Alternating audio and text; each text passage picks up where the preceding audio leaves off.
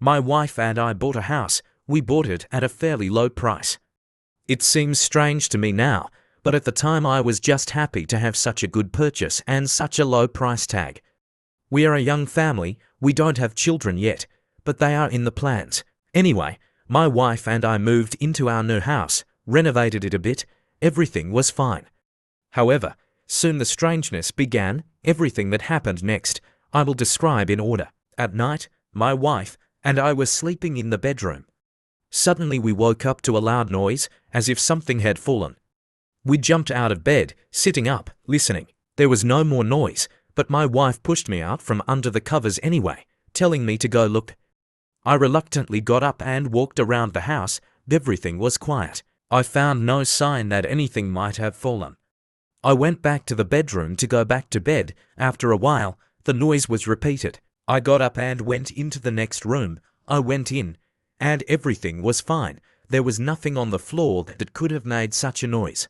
I was angry. What the hell? I turned around and was about to go back to bed, but I felt some kind of draft at my feet. I went to the window, pulled back the curtains, and what I saw outside made me jump up to the ceiling and start screaming at the whole house. A scary old woman with big white eyes was looking at me from outside.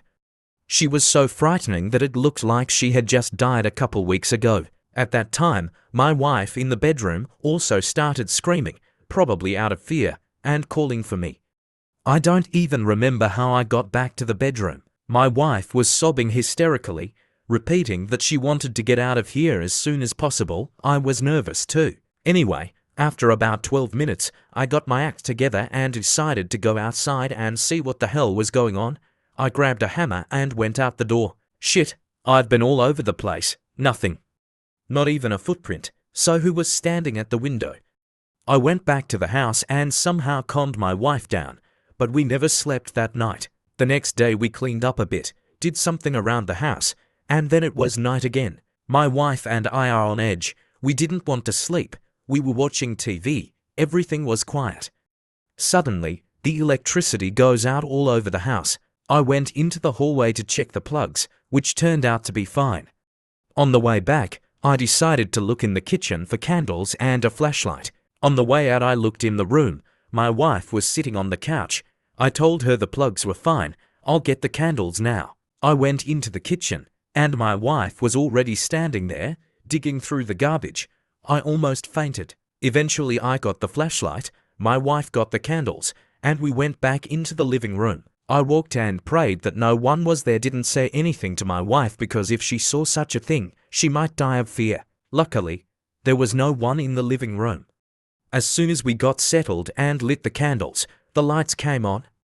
We swore at our power, put the candles away, and decided to go to bed. And I'm not asleep. I saw something. I was beginning to understand why we had bought this house so cheaply.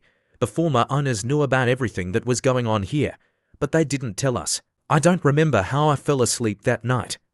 I woke up to the cold in the room. My wife was lying with her back to me. I put a blanket over her and went into the kitchen to smoke. I'm standing there with a cigarette when my wife comes into the kitchen and asks me why did I move her to sleep in the living room when she was falling asleep next to me in the bedroom. I told her I didn't know what she was talking about and that I had covered her with a blanket in the bedroom 5 minutes ago. Anyway, we were very surprised and decided to go to the bedroom to check who was now lying there. We quietly opened the door and oh my God, what did we see? That same horrible old woman was lying on our bed. My wife and I ran out into the living room in a panic. I called the police, but they only started fining me and threatening me with a fine for psychosis. I called my friends. They came over, and we went through the house together. They didn't see anything suspicious. My wife said she wasn't staying here and went to live with my mom until I got this whole thing sorted out. I was alone in the house.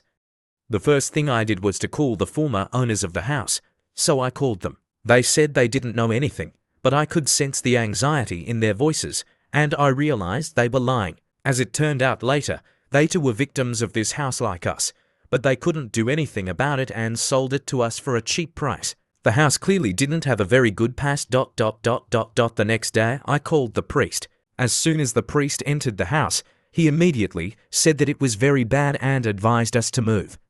I told him to do his job and not to give advice. He blessed the house and left. Honestly, I didn't want to check his work that night, but there was nothing left to do. Everything had to be checked out. I drank heavily for courage, sitting in front of the TV with a beer, and fell asleep unnoticed. I woke up in the night because I had a strong urge to go to the toilet. And then I heard a knock on the front door, not to the toilet, but to the house itself. I thought it was my wife coming back. I don't know why I didn't even think it was night. There she was, the same old woman. I let her in and she said she was going to bed. I just woke up this morning to my phone ringing. My wife was calling. I immediately asked her where she was. She said she was at her mom's, and then I almost went grey. I quickly ran out of the house, almost kicking in the door. I looked back at the house, and through the bedroom window I saw that scary old woman looking at me again. That's when I realized I had brought her into the house myself and launched her into the night. I witnessed an unexplained phenomenon. We soon sold the house for about the same price we had bought it for. Later I learned from the newspapers that the house had burned down and the whole family had died in the fire. Their bodies were found in the pantry, and I can guess who they were hiding from.